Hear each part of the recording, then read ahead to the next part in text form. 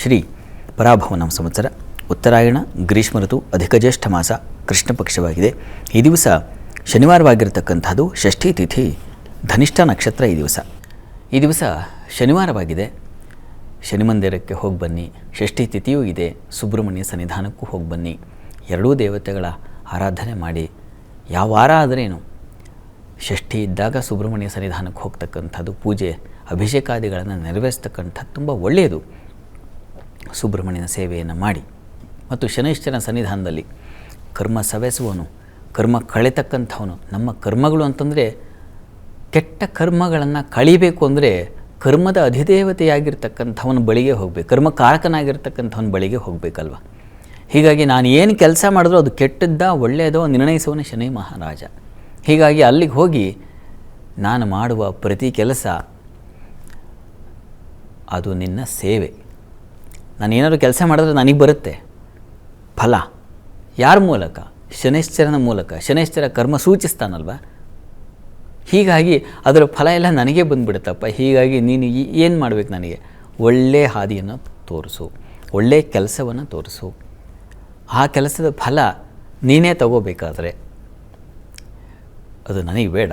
ಅದು ಒಳ್ಳೆಯದೋ ಕೆಟ್ಟದ್ದೋ ನೀನೇ ಸಮರ್ಪಣೆ. ನನ್ನ ಅಹಂಕಾರವನ್ನು, ನನ್ನ ಕೆಲಸವನ್ನು ಎಲ್ಲ ನಿನಗೆ ನಾನೇ ಬಂದು ನಿನ್ನಲ್ಲಿ ಶರಣಾಗ್ತಾ ಇದ್ದೀನಿ ಅಂದರೆ ನನ್ನ ಕೆಲಸಗಳು ನಿನಗೆ ಶರಣಾದ ಹಾಗೆ. ಈ ರೀತಿಯಲ್ಲಿ ಪ್ರಾರ್ಥನೆ ಮಾಡಿಕೊಂಡ್ರೆ ಶನೈಶ್ಚರ ಒಳ್ಳೆಯದನ್ನು ಸೂಚಿಸ್ತಾನೆ. ನಾವು ಪ್ರಾರ್ಥನೆ ತುಂಬ ಬುದ್ಧಿವಂತರಾದರೆ ನಾವು ಹೇಗೋ ಏನೇನೋ ಕೇಳ್ಕೊಳ್ತೀವಿ. ನಮ್ಮ ಇದನ್ನು ಪುರಾಣದ ಕಥೆ ಇದೆಯಲ್ಲ, ಆ ಹಿರಣ್ಯ ಕಶ್ಯಪು ಅವನಿಗೆ ಎಷ್ಟು ಬುದ್ಧಿ, ಬ್ರಹ್ಮವರ ಸಿಕ್ಕ ಮೇಲೆ ಅತಿಶಯವಾದ ಬುದ್ಧಿಶಕ್ತಿಯನ್ನು ಉಪಯೋಗಿಸಿ ಅಲ್ಲಿ ಸಾವು ಬರಬಾರ್ದು, ಇಲ್ಲಿ ಸಾವು ಬರಬಾರ್ದು, ಮತ್ತೆಲ್ಲೂ ಬರಬಾರ್ದು, ಹೀಗೆ ಯಾರಿಂದ ಬರಬಾರ್ದು ಅಂತ. ಕೊನೆಗೆ ಭಗವಂತ ಯಾವ ರೀತಿ ಮೋಕ್ಷ ಕೊಡಬೇಕು ಅಂತ ಅವನಿಗೆ ಗೊತ್ತಿದೆ. ಹೀಗಾಗಿ ನಾವು ಬುದ್ಧಿ ಉಪಯೋಗಿಸ್ಬಾರ್ದು ಭಗವಂತನ ಮುಂದೆ. ಯಾಕೆಂದರೆ ನಮ್ಮ ಬುದ್ಧಿ ತುಂಬ ಮಿತಿಯಾಗಿದೆ. ನಾವು ಅಂದ್ಕೊಳ್ತೀವಿ ಅದು ನಮ್ಮ ಅಹಂಕಾರ. ವಸ್ತುತಃ ನಮ್ಮ ಅಹಂಕಾರವನ್ನು ಬಿಡಬೇಕು. ಪುರಂದರದಾಸರು ಒಂದು ಸಲ ಭಿಕ್ಷೆ ಬೇಡ್ತಾ ಹರಿನಾಮ ಸ್ಮರಣೆಗಳನ್ನು ಹಾಡ್ತಾ ವಿಜಯನಗರದ ಸಾಮ್ರಾಜ್ಯದಲ್ಲಿ ಸಂಚರಿಸ್ತಾ ಇದ್ರಂತೆ. ಆ ಸಂದರ್ಭದಲ್ಲಿ ಎದುರುಗಡೆ ರಾಜ ಬಂದ. ಕೇಳ್ದ, ಏನು ನೀವು ತುಂಬ ಧನಿಕರಾಗಿದ್ದಂಥವರು, ತುಂಬ ವ್ಯಾಪಾರದಿಂದ ಅತ್ಯಂತ ಶ್ರೀಮಂತರಾಗಿದ್ದಿರಿ, ಈಗ ಏನು ಹೀಗೆ ಬಟ್ಲು ಹಿಡ್ಕೊಂಡು ಭಿಕ್ಷೆ ಬೇಡ್ತಾ ಇದ್ದೀರಲ್ಲ, ಪಾತ್ರೆ ಹಿಡ್ಕೊಂಡು, ಏನು ಕಥೆ ಅಂತ.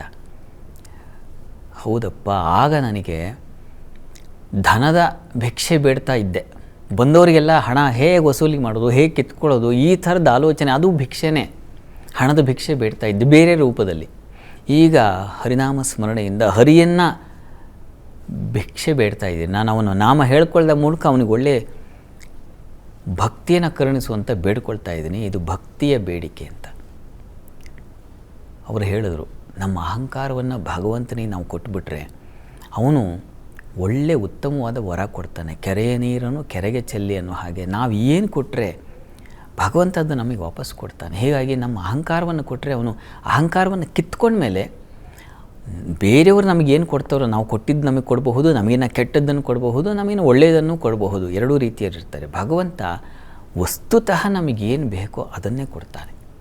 ಅದು ಕೆಟ್ಟದ್ದ ಒಳ್ಳೆಯದ ನಾವು ನಿರ್ಣಯ ಮಾಡೋದಲ್ಲ. ನಮ್ಮ ಅಳತೆ ಕಡ್ಡಿ ಬೇರೆ ರೀತಿಯಲ್ಲಿರ್ತದೆ.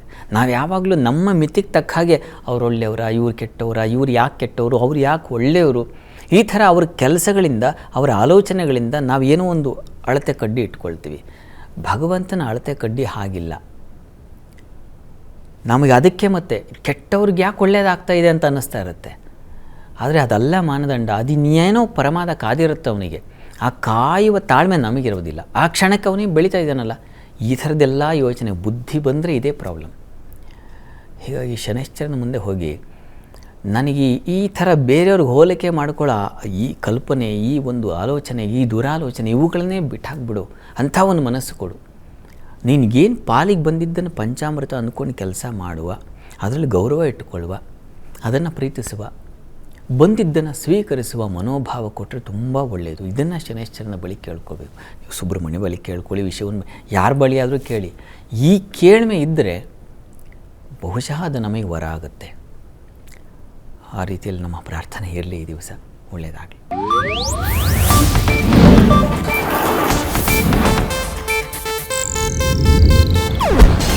ಏಷ್ಯಾನೆಟ್ ನ್ಯೂಸ್ ನೆಟ್ವರ್ಕ್ ಪ್ರಸ್ತುತಿ.